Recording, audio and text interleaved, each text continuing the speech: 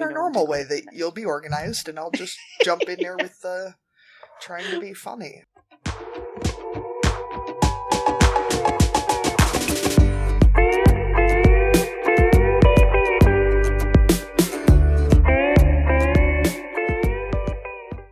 Welcome to Barnyard Language. We are Katie and Arlene, an Iowa sheep farmer and an Ontario dairy farmer, with 6 kids, 2 husbands, and a whole lot of chaos between us. So kick off your boots, reheat your coffee, and join us for some Barnyard Language. Honest talk about running farms and raising families. In case your kids haven't already learned all the swears from being in the barn, it might be a good idea to put on some headphones or turn down the volume. While many of our guests are professionals, they aren't your professionals. If you need personalized advice, consult your people. Welcome to another episode of Barnyard Language. And it's been a whole 2 weeks since Katie and I talked to each other, which I think is probably a record since we started recording our podcast. So that feels like a really long time. So I'm sure that there's lots of updating to happen. So Katie, what's been going on over the holidays at your house and on the farm? Well, my beloved husband, who he really is beloved to me, got COVID at work and brought it home. And thankfully, knock on wood, none of the rest of us got it. And Jim is fully vaccinated, so he didn't get that sick. But still, yeah, trying to work with both kids and Jim home was a lot. Because by Iowa standards, the kids still could have gone to daycare, but it seems kind of rude to be like, my kids have been exposed to this horrible, contagious, pandemic, and it's Christmas, so I'm going to send them and just hope they don't get anybody else sick. Wow, so even though there was COVID in the household, they technically could have gone to daycare. Yeah, as long as they're not symptomatic, they can go. So even if they have COVID, maybe they can still go. We have some vague guidelines from the state, but there's no enforcement of any sort. So make of that what you will. But he's feeling okay and over it and all that stuff. Yes, but the kids brought home some sort of horrible cold that I have had, and we're still dealing with his finger healing up, which now we're doing daily bandage changes so he can actually wash his hands, so that's good. And it is healing. It's just when you put a big hole in your body, it takes a while. And the kids are confused about when Santa's coming again. They got really, really excited that Santa is bringing gifts. But the boy child is not giving up the idea that Santa might be coming again today, tomorrow. Right, yeah, who knows? Yeah, and Daddy showed him that they can order toys on the internet. They were looking at toys. And so now every time I turn around, I'm having to hide the laptop because the boy, who is 3.5, is opening it, and I had to tell Daddy that if he leaves his credit card information in the computer, I'm not responsible for what happens. Because how many packages are we getting with toys? Yeah, $30,000 worth of Brooder toys later. I can just... So what we need to know is, how was the Swather the hit that you hoped it would be? Is it the best thing that's ever happened to him? The first gift he opened, he goes, "This my chopper? This my chopper? This my chopper?" The entire time he was unwrapping gifts, and he got to his chopper, and he was just... But now he needs a new dump box to go with it, because the dump box he has is not the same scale as the chopper. He got a piece of tillage equipment, but it's not really up to the way 3-year-olds play with things. But he also got a crane truck, and that's been a lot of fun. They've been hauling things around the house with the crane truck and getting the tractors unstuck from the mud. The different scales and the different hitches too, even between brands, don't always work together. So for carpet farming, that can be very frustrating when you've got the wrong scale or the wrong implement, or it doesn't hook up to the specific tractor that they really think it needs to go with. Well, and when we bought him the first tractor in the 1/16th scale, that was fine. But now that there's multiple tractors and dump wagons and tillage equipment and a combine and a chopper and grain bins and an auger, all in 1/16th scale, it's a lot. And they're big. They're not, little critters. There's new folks in our neighborhood. I mean, not new, but their kid goes to daycare with our kids. And so that was pretty exciting, because that's the first new people with a young kid in our neighborhood in 6 years. I know the feeling. We have some new neighbors, and it's okay, try not to be too eager, but we want to really be friendly, because they're farmers too, and we want to be friends, but try not to look like you're stalking them either. Well, I finally just asked daycare this morning what their names were because I was like, I want to set up a play date, but searching Mr. and Mrs. Connor's parents is not really getting me very far. Yeah. So I messaged her and I was like, I promise I'm totally not a creepy stalker, but it's a small neighborhood. Yeah. And my kid likes your kid. Her kid tried to kidnap my kid last week, so I guess they were getting ready to go home and he was telling the girl child to go put on her coat because she was going to go home with them. I'm like, that's fine. Just tell me your address so I can come get her later, I guess. Yeah, that's right. You want to take her for a couple hours, that's all right with me. I repotted my monstera today, which for anyone who's not a plant person is a huge plant with holes in the leaves, and it's sort of a viney thing. It's meant to live in the rainforest and grow up trees or whatever, so it's got all these aerial roots. And being the genius I am, I thought, there's a 25-gallon Red Wing crock in the basement. I'll bring it up the stairs, and I'll fill the bottom with, pop bottles or, plastic. And then I'll fill it with, halfway with dirt, so it's not 25 gallons of soil, which would just be heavier than shit. But I got about 4 steps up the basement, and they're wood steps, and they're crooked because dirt floor basement. And I'm wearing Crocs, and I've got a 25-gallon crock in front of me on these stairs. It is exactly the same width as the stairs, and I'm having to, roll it up the stairs one step at a time. I'm really pretty impressed that I didn't die. So that was kind of my big adventure for the day. So Arlene, how's your life been? Well, there wasn't any COVID in the house, but all the news is about the variant and lots of cases around. So we managed to avoid exposure over Christmas, so no one had to isolate because our rules are pretty strict here. If anyone has an exposure, there was an outbreak at the high school, but because my daughter had been sick, she wasn't at school at the time. So if she'd been at school, she would have had to isolate for Christmas. So we kind of lucked out, I guess, in the sense that she was not in the building. And yeah, so Christmas was a little quieter than usual, not maybe the same number of family gatherings as we would normally do, but it was still nice. It actually meant that there was probably a bit more downtime, less stress in terms of prepping food and going in all different directions. And I don't know about your family, but we're kind of digging quieter, low-key Christmas. Yeah, especially when you have to fit chores in around everything, you know, where you're fitting in milking and then rushing here or there, or getting up extra early or those types of things. It does make it a little easier. I had one of those parenting milestones that I didn't know was something that I thought might happen, but when it happened was really special. So my daughter and I got asked to play at the late night Christmas Eve service at our church. So it's at 10:30 at night, and there's not usually many people there, but about 20 people typically at that service. So that's one that I've actually gone to by myself for pretty much since becoming a parent, actually. Everyone else would go to bed and I would go to the late night service by myself just to have a few minutes of peace, the whole silent night thing before the chaos of Christmas Day. So even though it usually meant I woke up on Christmas tired, it was worth it for me to have that, half hour of kind of quiet time. So we were asked if we would sing, and I played piano for that church service on Christmas Eve night. So it was really special. It was a nice moment for us to do that together, and even the practice time leading up to it was kind of cool. And and that video is up on the podcast Facebook page. Yes, our church shared it, so you can see us sing if you want. Yeah, and probably Christmas, even hear them sing. Yeah.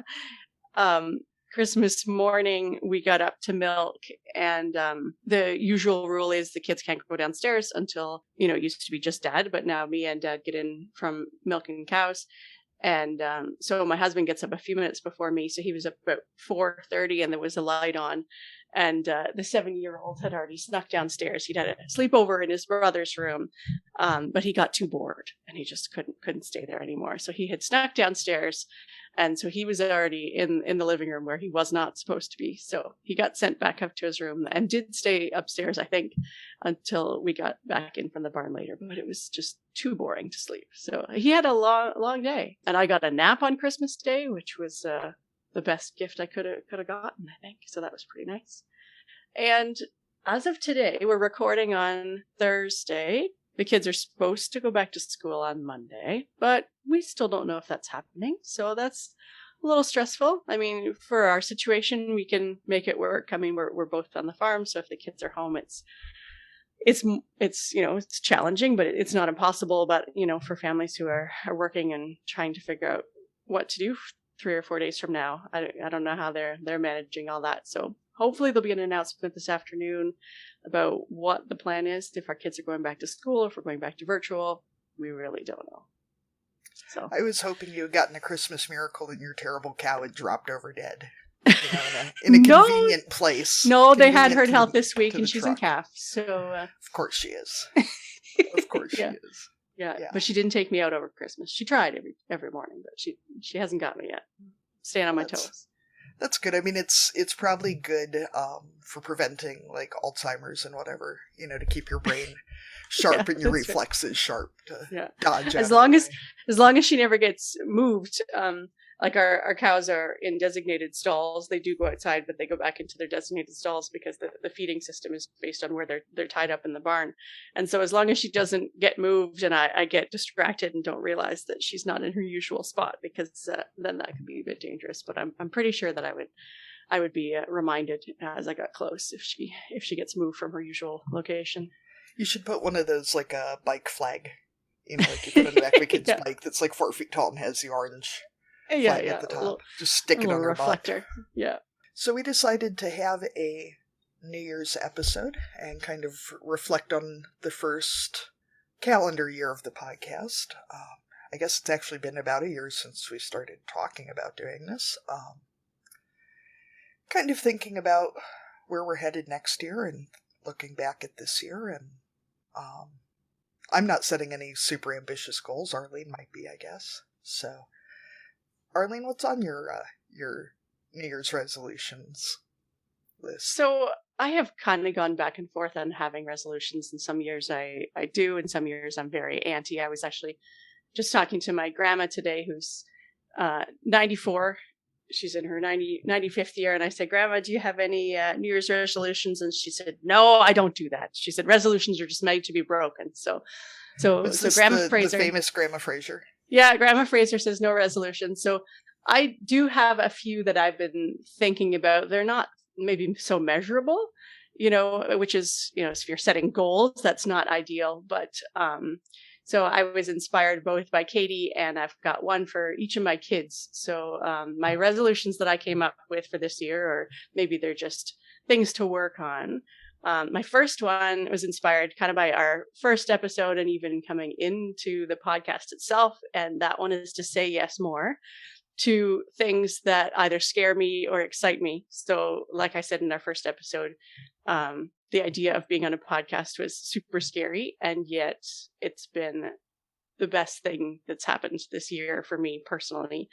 And getting to talk to Katie every week and our amazing guests has been a huge thing in my life, and I just love it so much. So I'm going to try to say yes to more things that excite me or scare me, but at the same time, and I don't think this technically cancels it out, I'm also giving myself permission to say no to more things, the ones that I feel like I should say yes to, but they're not exciting, or I'm saying yes, I feel like I should say yes out of obligation or duty. I'm giving myself permission to say no to more of those things. So, Arlene, what resolutions do you have inspired by your children? So, I'm going in order of age. I had a good laugh when I saw this first one, by the way. So, for our listeners, we put together a show outline for every episode. Arlene pretty much always does them because she's more organized than I am, which is in my list of things to work on. But it always makes me laugh to see what she's included in. Yeah, because it's just in point form, and then I get to expand on what I actually said. So for the oldest, my 16-year-old daughter, my resolution inspired by her is to be confident, even when you don't 100% know what you're talking about, but sometimes exuding confidence and feeling confident is not about knowing everything, but it's about just believing in yourself and sometimes going with your gut. And anyone who has teenagers knows that sometimes they have a lot of confidence in what they say. And I mean, sometimes it's our job as parents to remind them that they don't know it all, but I think there's also a lot to learn from that, that feeling of confidence and believing in yourself. And I think that's something I could work on myself. Then for my 13-year-old son, the thought I had for him was to not worry about what other people think of you. And he is the kind of kid who, while we've had a lot of challenges with him as he's grown up, he's the kid who really doesn't care what other people think. And when he was little, sometimes I really wanted that positive peer pressure to be part of his life, like, hey, everyone else is sitting down. Can you just sit down? Or everyone else is being quiet. Could you just be quiet? Like I wanted him to take in that pressure, but I have this quote on my phone that I have kept on my person for forever. That's, what is it? The energy that makes a child hard to manage is that which makes him a manager of life. So the things that make kids hard to raise are going to be the things that really give them power and, like give them the skills that they're going to need in adulthood. So now that he's a teenager and he's going to be going into high school next year, I do have a lot of confidence in him in terms of peer pressure, because he's still that kid who doesn't really care. Like if he likes the thing, he's going to like it. If someone else has an opinion about it, then that's their deal, whatever. He really doesn't care. So yeah, just not worrying so much about what other people might think of me. I think that's really a compliment to your guys' parenting too, because it's hard to deal with those kids who are headstrong and have the strong leadership skills. But I keep telling myself, not as nicely as your quote, but that strong leadership skills now means not having to worry about them as much as they get older. Because that's what we hope, right? If we can't talk our kid into anything at 5, I'm not super worried about her getting pressured into things at 15. That's right. The jumping off the bridge thing is not going to be an issue unless she's the one convincing other people. That could be where that's kind of a fear, but we will cross that when we come to it. Yes, that's a problem for another day.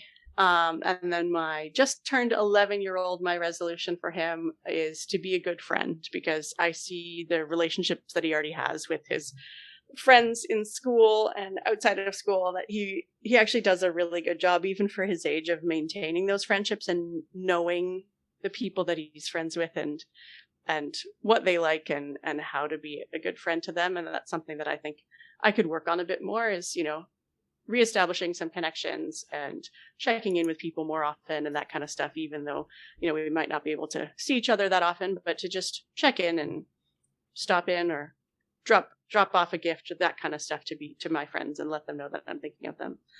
And then for my 7-year-old, so the word being passionate, sometimes, also you parents know what that means, that he's a bit of a fiery little individual and he's the youngest. So, he probably gets the spoiled baby role some of the time. But my resolution that was inspired by him is to be passionate about the things that I love and to actually be excited about them and give myself permission to focus on the things that I enjoy and not feel guilty about spending time on the things that I really like. So those are my Kid and Katie inspired resolutions. So Katie, what have you got on your list? My big one this year, continuing on from the last several years, is setting firm boundaries and priorities. And as a person who wants to do everything, I was always that kid that in school they'd say, well, what do you want to do when you grow up? And I'd be like, everything? Would you like to see the list? All of it, like if I made a list, it would be like Santa, with the list scrolling down. That's just like 500 feet long. So really, I've been thinking a lot about what my priorities are, and my family is the very top priority. And then my work and, making money, because the thing I had written down here is only doing things I actually want to do. And several of my coworkers listen to this podcast, so I'm going to go ahead and say it, though. There are days I don't want to work. I like my job a lot, I do. But I don't always want to do it. But I always want to be able to pay the propane bill and buy shoes for the kids and that kind of stuff. And I'm very lucky to have a job that pays well, that I enjoy, with people I like. But like you, I tend to end up volunteering for a lot of stuff and then looking at it and going, oh shit, I don't want to do this. There's always crap that you have to do, but I don't need to go looking for it. I don't need to go searching out opportunities to make my life harder. This year we're trying to really make it a priority to actually spend time together. You know, a lot of the self-care things are very like, have a date night every week, which, right, we have 2 little kids and a farm and 2 full-time jobs. But we also realized that we've gone on one date in the last 2 years, I think. Not counting trips to the hospital, of course. Not counting trips to the emergency room, no. And I mean, that's not because of COVID. That's just life with 2 little kids and 2 full-time jobs and a farm. Yeah. But the kids are getting old enough that we could, like, leave them with the grandparents overnight and not be terribly worried. So we're trying to, you know, actually spend some time together. And working with the kids on teaching them life skills, it takes a lot of time. It is frustrating as hell. But things like last night, the girl child put away a full basket of laundry. Nothing was folded when she was done with it. I don't know that any of the drawers actually got closed, and we might never find your brother's socks again. But she can do it, and she was very proud of being able to help. So increasing those sorts of things. And doing that while they still want to help is key. Yes. Because we've come out onto the other side of, I mean, they'll do it when they're told, but they don't really want to anymore. So harness that enthusiasm while it's still there. Yeah. And then my last one is that I have frequently assumed that the reason I couldn't keep up with things was because I hadn't set up enough of a system or hadn't, you know, found the right planner or the right organizational system, or, you know, I was just not a good enough person to do it. And it turns out that I just have too much going on and too much shit, and that if I cut down on the number of commitments and cut down on the things I'm managing, it's a lot easier to get everything done. So instead of trying to make myself more efficient, I'm trying to decrease the need for my efficiency. And it's actually working pretty well. I found out that our house cleaner left early this week, and I wasn't sure why. And then I realized that I had done enough cleaning during the week that I had done a bunch of her normal jobs. And so I had just worked her right out of a job, which don't do that good, too often. But no, I'm making a secondary list for next week because there's plenty more to do. So Arlene, do you want to read some of these resolutions that our listeners sent in? Sure. So we actually have contests going on. So we asked people for submissions of their own resolutions, and we have 2 planners. Is that right, Katie? Yes. So some of our submissions from other people through Facebook Messenger or Instagram, or all variety of different ways. We had Mitchell say that his goal for the next year is to become an architect, which is awesome. And Wesley, who we're guessing is probably a few years younger than us, included getting his driver's license and graduating from high school, and to give more than taking, which is a great goal to have. But make sure to give to yourself too, Wesley. Amanda is wanting to focus on taking care of her health and family and respecting her own time.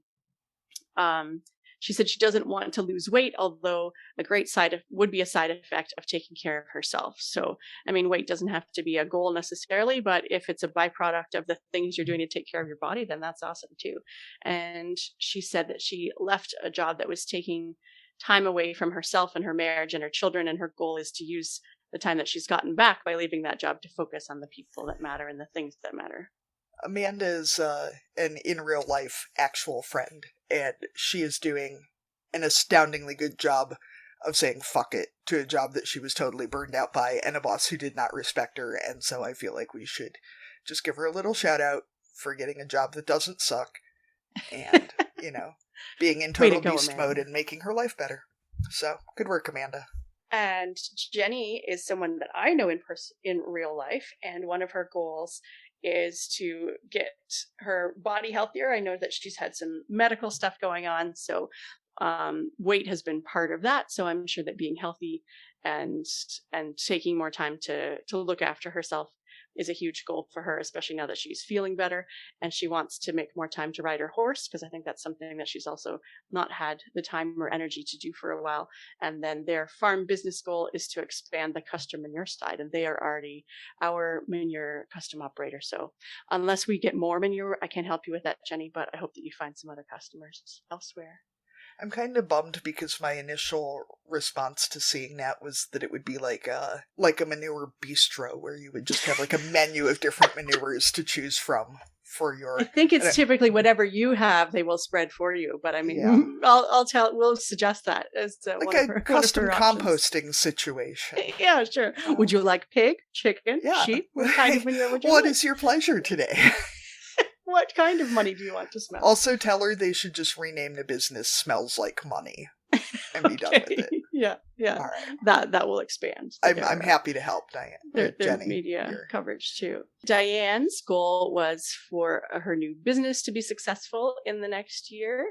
And then we also had a comment from previous guest and my sister Maida.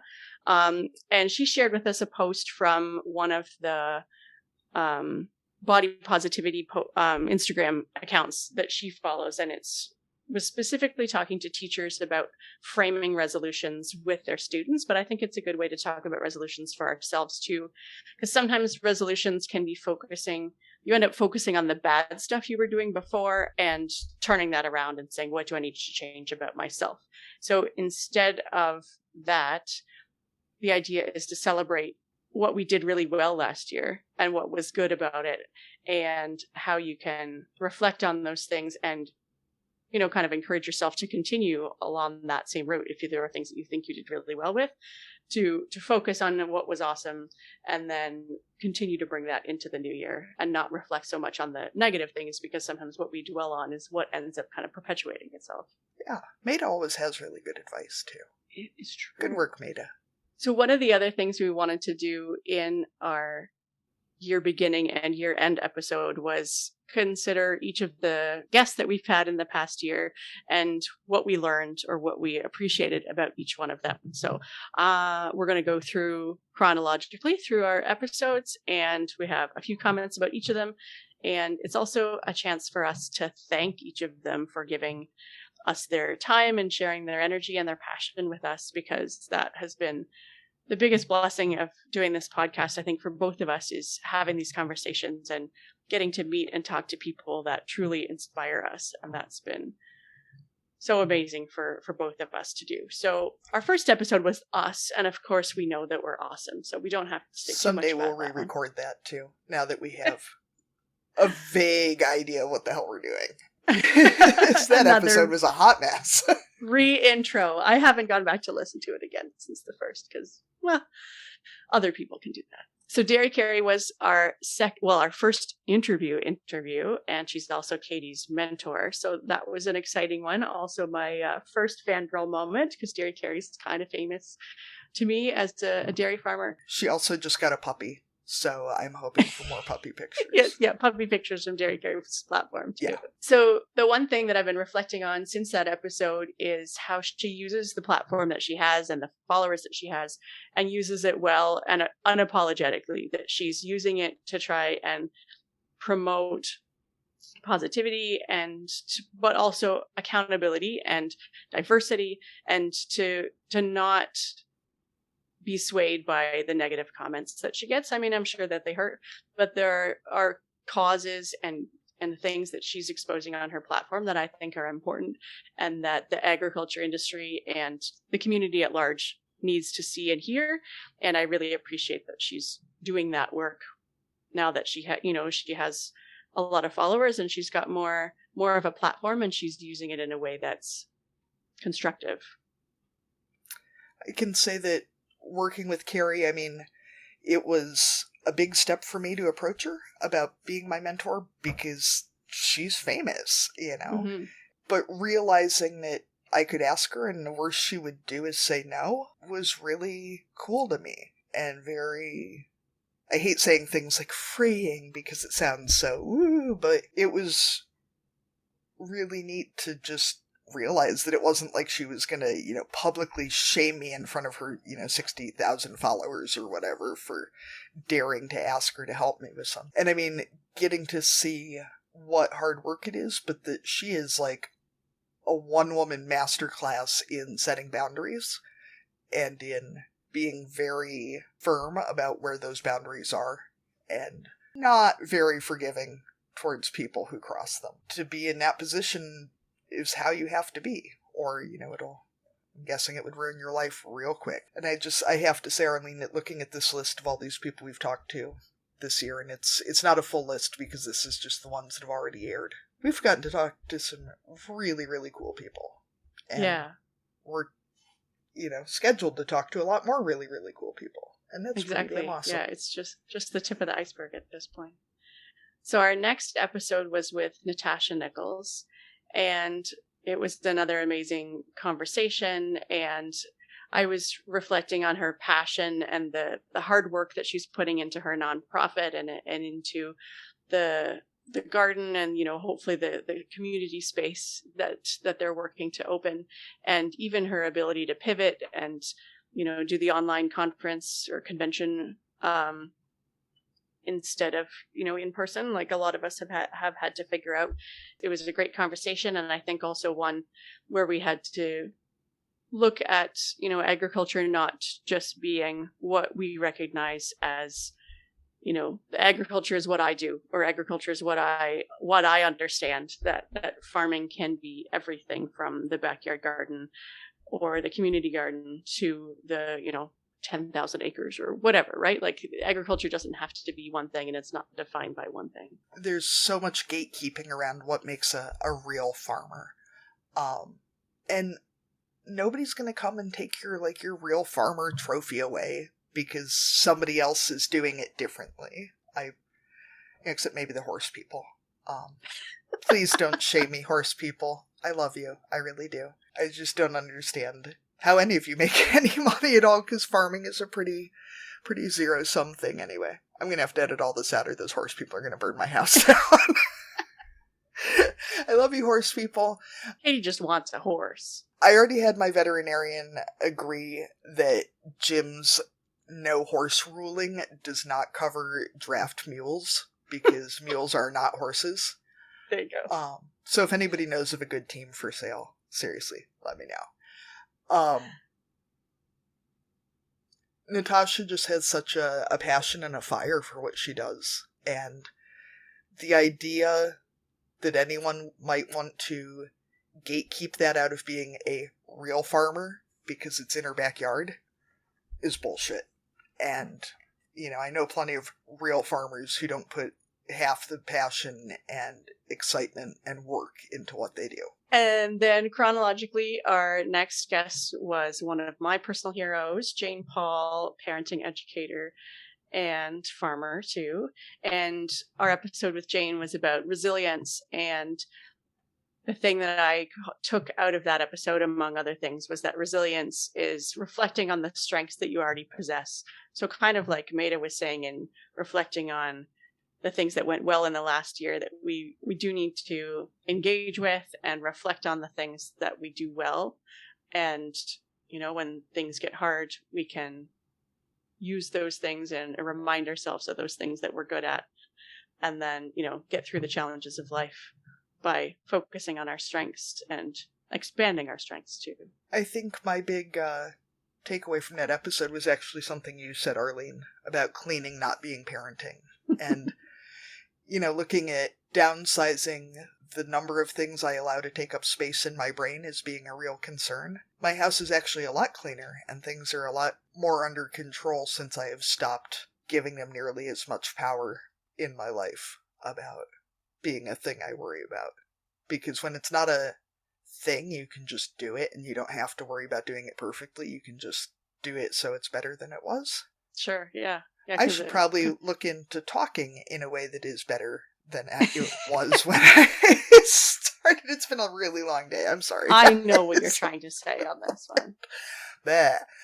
So we actually recorded our episode with Dana twice, which is lucky for us because we got to talk to her 2 times. Not so lucky because the sound quality wasn't great, but we were learning, right? And we're expanding our skills. So that was yeah, good if you too. thought the sound quality was bad on some of our other episodes, you should have heard the first take with Dana. Yes. It was not good.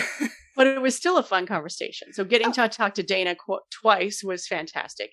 And so she was our physical therapist episode. And my takeaway from that one was that taking care of our physical bodies, not in just your traditional ways, you don't have to run or you don't have to lift weights necessarily, or you don't have to go to Zumba or whatever, but taking care of our bodies in creative ways and dynamic ways can give us opportunities to have a better life and to have a more fulfilling life, and that it doesn't always have to look like the way we think it looks like in terms of fitness or the stereotypical working out, but that we do need to take care of our physical bodies in order to be strong and to be healthy, so that we need to do that in different ways. Dana's another in real life friend, and just looking at this whole list of people, that so many people that we don't know that well, our husbands are friends. So we're friends now, but we were friend adjacent before, that were so willing to just make time for us this year and to talk to us, and that Dana was willing to. We probably spent close to 6 hours talking to each other by the time by the time we got what we needed. Yeah. And just how cool that is. And thanks for the reminder, Arlene. I'm totally counting pushing that Red Wing Croc up the stairs as my workout for the next week, because that was really harder than it sounds. Then our next episode was with Travis and Greg, where they were so open with us and talking to us about their growing their family through adoption. And that episode got shortened down to a more manageable size, but it was another one that was really a heartfelt and compelling conversation. And they were so honest and authentic with us about both their struggles and, the love and the joy that has come through parenthood for them, and how they want to incorporate farming into that, and how being on the land and owning livestock is important to them as a family. And my reflection on that episode was that being part of a family is really hard work. And, in their case, their kids came with maybe a bit more work than some of us, but that it's worth it. And, that they're putting so much love and energy into that family. And it was really inspiring. Yeah, and I think they're public on Facebook, but they posted their Christmas pictures, and those kids are pretty damn cute. Tell you what. The next episode we did was with Nicole Cruz, who's a registered dietitian. For us, we've been doing some of this division of responsibility work in feeding, like Nicole really educates folks about, but it has been so good for our family. As someone who grew up with a lot of baggage around the right thing to eat and the right way to eat, and a lot of really tense meal times around these things, remembering that, when I look at my priorities, to me it is a higher priority to not fight at dinner than it is to give a rat's ass if my kid tries whatever new thing I've put on their plate. And that we can just feed our kids and not turn everything into some life or death struggle. Because my kids' relationship with food and their bodies and their family is much more important to me than whether they eat carrots or why they ate carrots last week and now they won't eat them today. Yeah, I'm a little later to that concept, I suppose. It's not something that we started out with when our kids were young, but it is something I'm trying to work in more. And I guess it's not casual, it's intentional, but her approach to food was important for me to hear, that food is part of life and it's important, and yes, we need to eat healthy, but we also don't need to fight over it, and we don't need to have these battles over it. And letting our kids control what goes into their body is an important part of them being individuals and their own people. So that was an important lesson for me, and it's something that we're still working on. I have to say, too, as the parent of a headstrong child, that it is not a free-for-all over here. Although the 5-year-old did ask for salad the other night.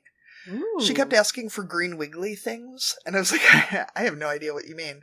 And then she went and found a salad and was like, this. I'm like, oh, okay. But just... Not gummy worms.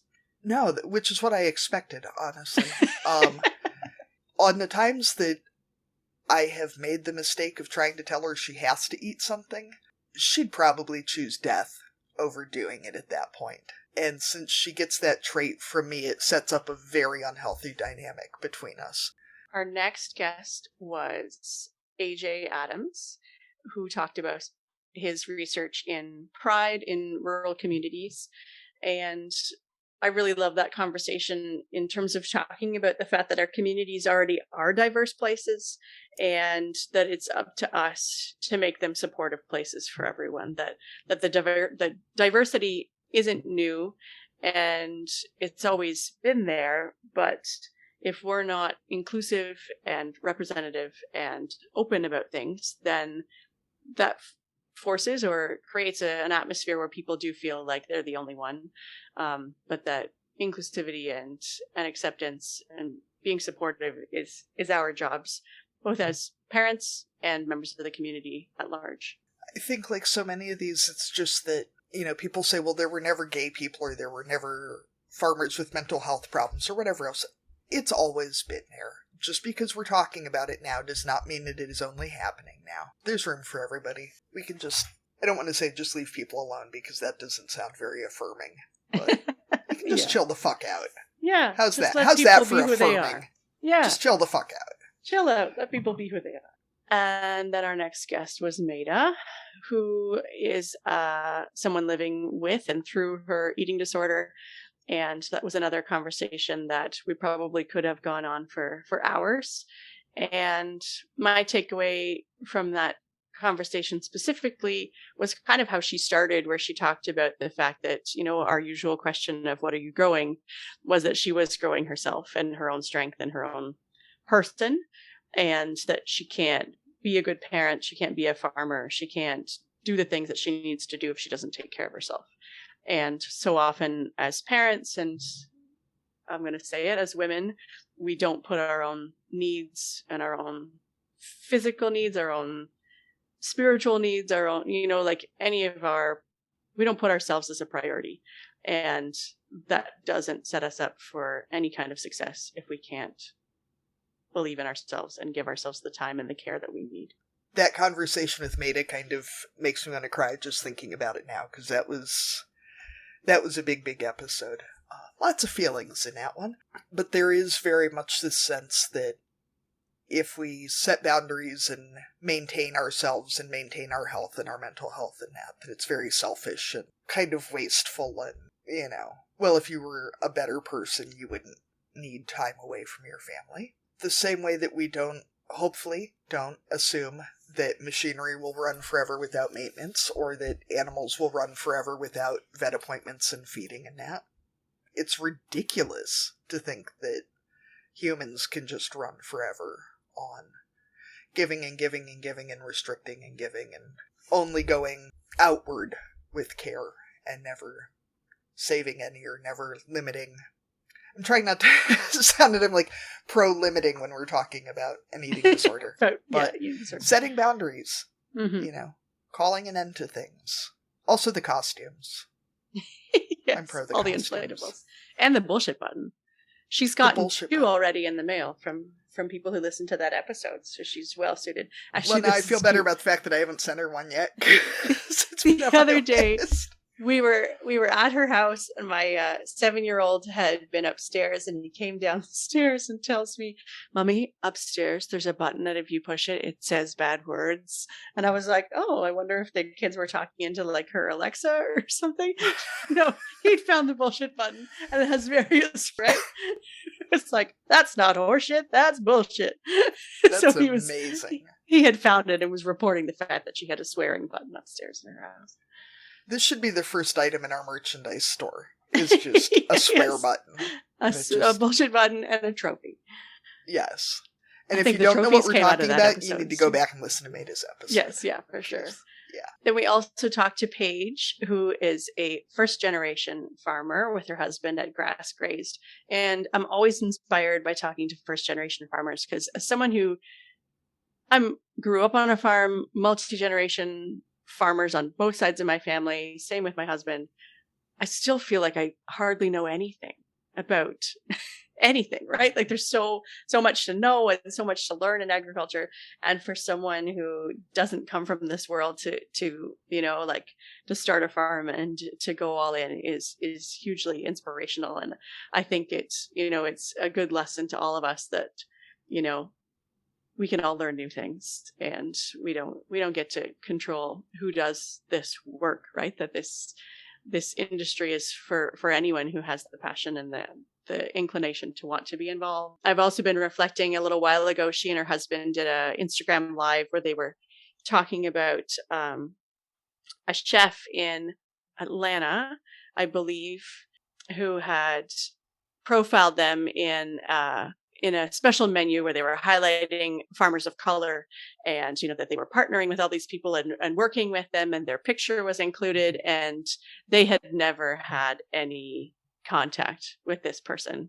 And he had taken their farm name and taken their family picture and put it on this menu and claimed that he was working with farmers of color, but clearly didn't have their participation because there were multiple people on this menu who had not been consulted before they were added to this menu. And he was not buying produce or meat from these people. So I think also, calling out people who are assuming allyship or claiming allyship and not actually delivering is pretty important to do, and that that they shouldn't undervalue what they're doing, and none of us should allow other people to take advantage of us. And I admire them calling that person out and highlighting the fact that was not a fair representation of a relationship that didn't exist. And I think they're starting a podcast too, so we need to look. Oh, awesome.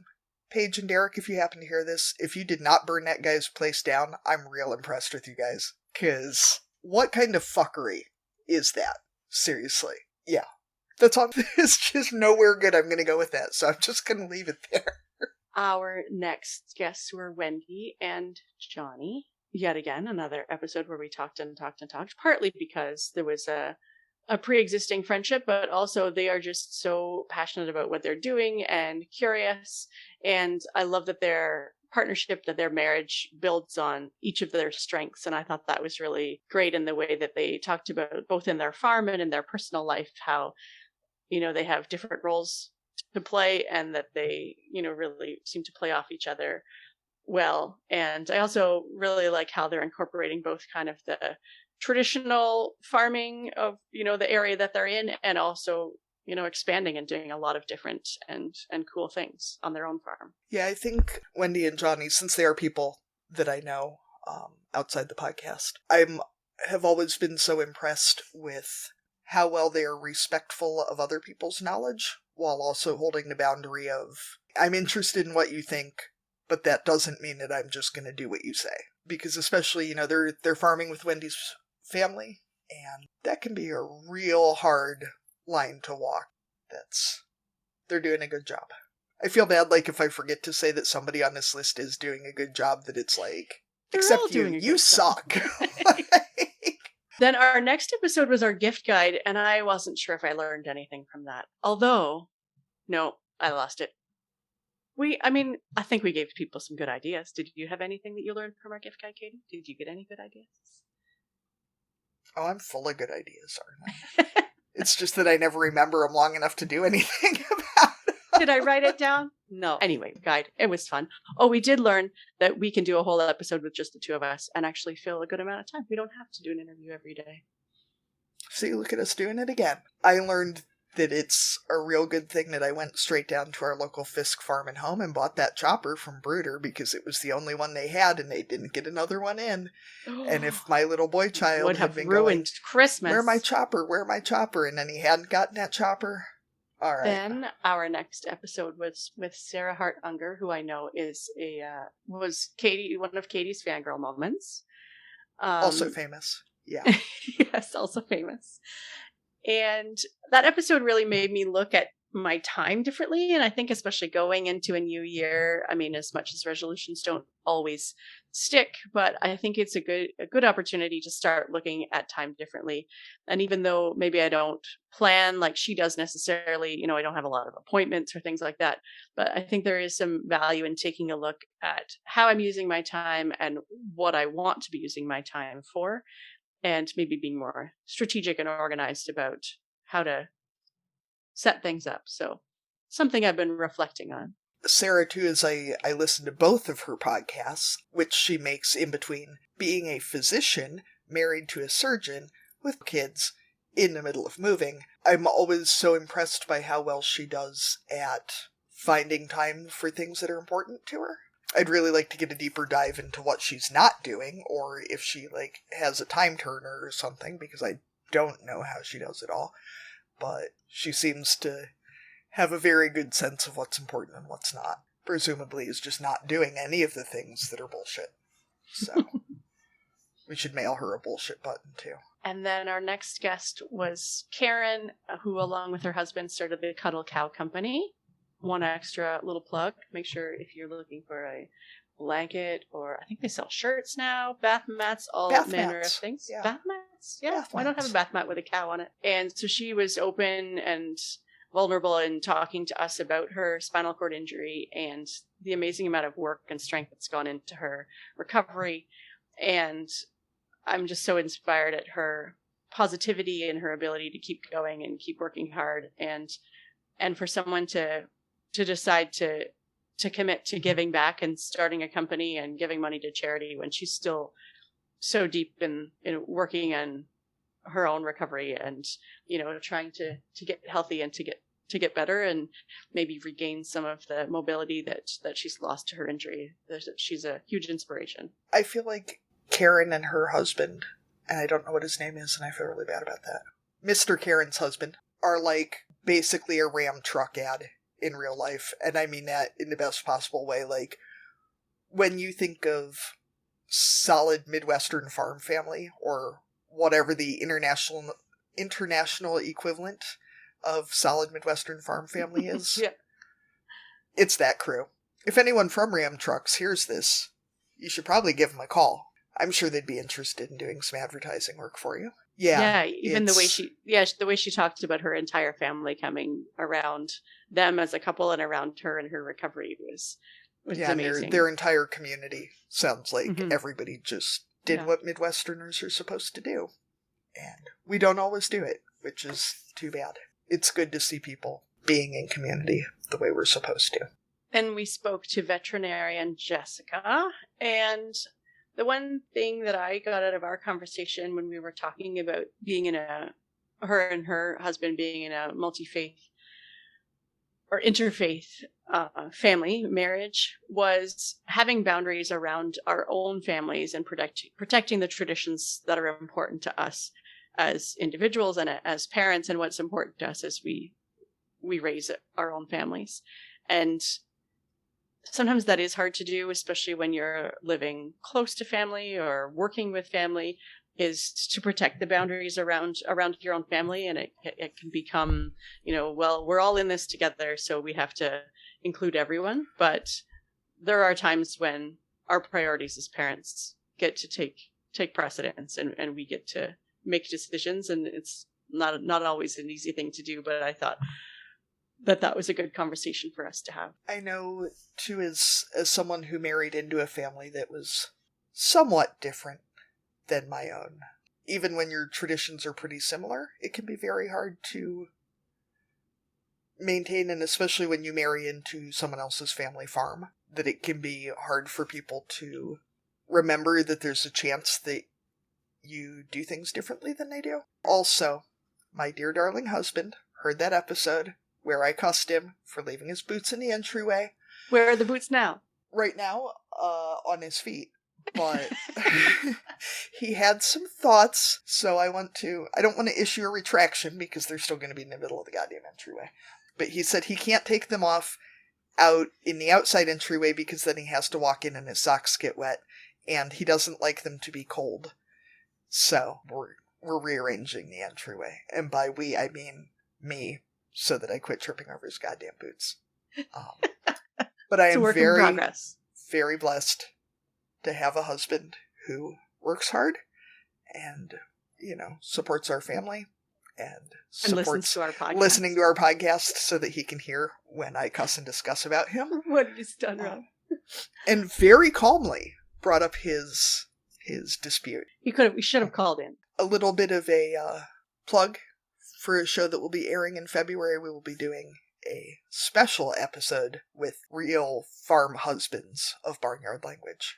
So, get ready for that special Valentine's Day episode with Hugh and Jim. And, we call Sarah Zastro and see if we could get her husband on too. He sounds like he might be a lot of fun. So. There you go. So leading into Speaking our last episode, last episode of the year was with Sarah Zastro from the Throwing Wrenches, Mending Fences podcast. And we were really excited to get to be on her podcast, and then she came on ours. And she has so many great resources about stress. And the one thing that I really brought home for me in that episode was the idea that the things that we can't control contribute so much to what we're stressed about and our anxiety and the level of stress we have about things. So trying to identify what I'm worried or stressed about and then focus on the things that I can actually do about it. And like she said, making a list sometimes seems like a little thing, but if you can make a list of the things you need to work on, then that feels like a step, right? It gets you towards your goal and it makes things feel easier. And I know Katie and I a little while ago, we made a spreadsheet of, some podcast stuff, guests and recording dates and all that kind of stuff. And all of a sudden it felt less stressful because it was like, oh, it's all in one place. And yeah, we're actually on the right track. We know when things are happening. And just doing that little bit of organization did really help, some of the things that were probably worrying us a little bit. So yeah, identifying the things that I can control and focusing on the things that I can actually do are going to be some good things to think about. And if you need an insight into our personalities, Arlene had the idea about the spreadsheet, named it the Kick-Ass Spreadsheet, filled in the spreadsheet, and I obsessively fixed the color coding.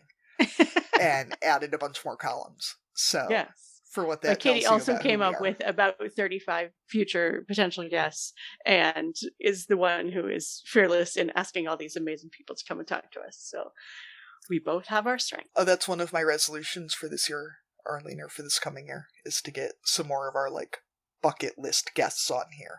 So, yes. We need to come up with some more bucket list guests. Some more fearless asks. Do you have any other things that you want to say about our episode with Sarah? It was also exciting to talk to someone who's about to be a parent, because that's both as someone who remembers who I was before kids and is now no longer that person. It's both I want to give her all the advice, and I also just don't want to say anything because it's kind of scary. I'm trying to limit it to the advice I wish somebody had actually told me. The actually useful stuff. Yeah, the useful stuff. No, we've talked to Sarah about doing some more, not crossovers. Segments, maybe. Yes. Yeah. More, doing some more stuff together, because she's a lot of fun. And she has actually won prizes for bullshit, so I feel like, her bullshitting abilities are nationally recognized at this point, I think. Yeah, at least statewide. She's about to go national. Well, she's going national with it. So right. I feel like that clearly means that she can keep up with the two of us. So Arlene, what do we have for cussing and discussing today? Well, as always, if anyone else wants to submit any cussing discussing, you can. We haven't had many submissions, or any yet, but I have a feeling they're going to start flooding in 2022. That's another thing. Yeah, well, now that you told my husband to call in and complain about me. Thanks, Arlene. We have another submission from Jim. Dun, dun, dun.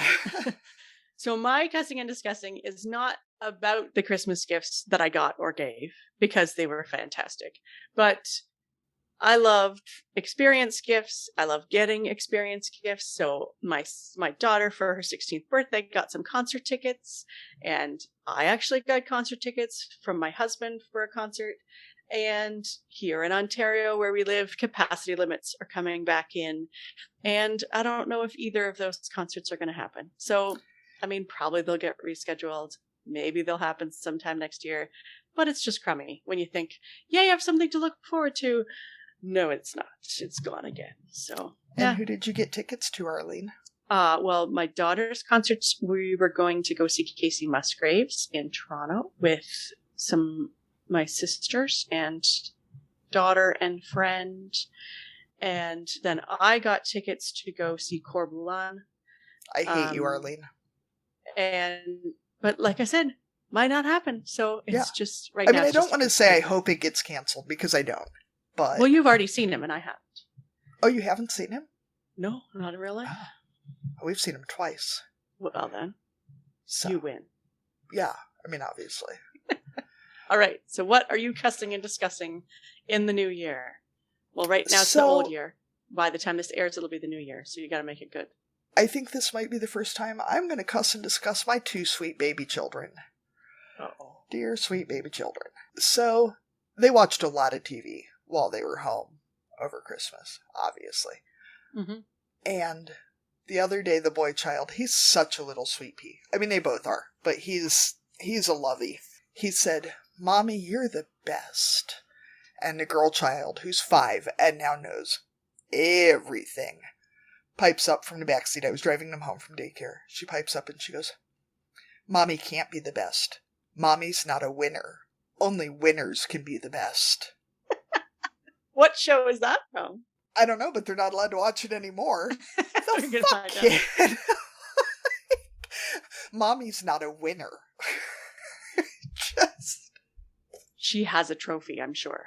If not, we're going to get her one. I mean, I'm sure it is something that she saw on TV, you know, that, oh, so-and-so's a winner and they're the best, yay, but the fuck? Both of you puked on me in less than 48 hours last week. You cannot come back now and tell me that I'm not a winner. Oh, you are the best.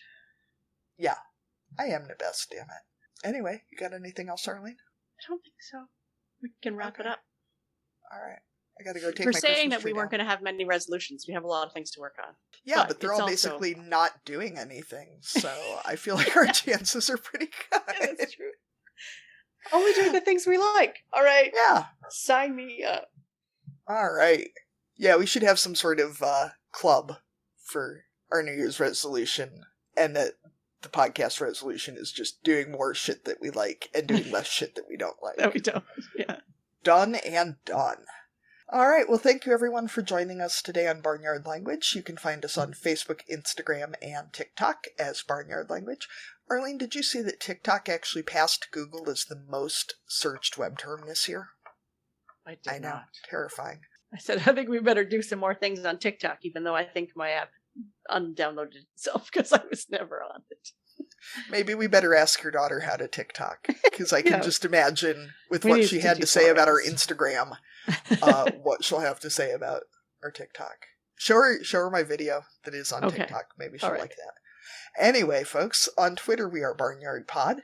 If you want to connect with other farm families, you can join our private Facebook group. It's the Barnyard Language Group. Please like, rate, and share this podcast. And if you enjoyed listening, please give us a 5-star review.